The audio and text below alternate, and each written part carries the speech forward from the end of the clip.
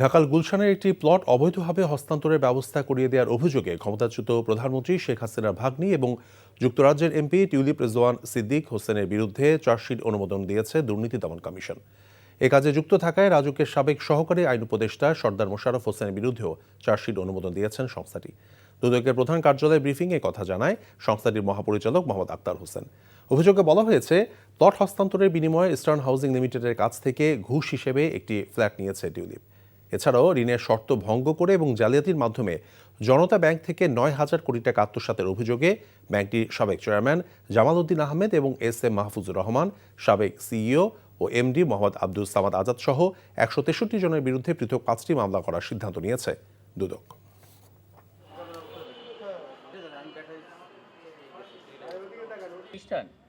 ঋণ নিয়ে পরস্পর যোগসাজশ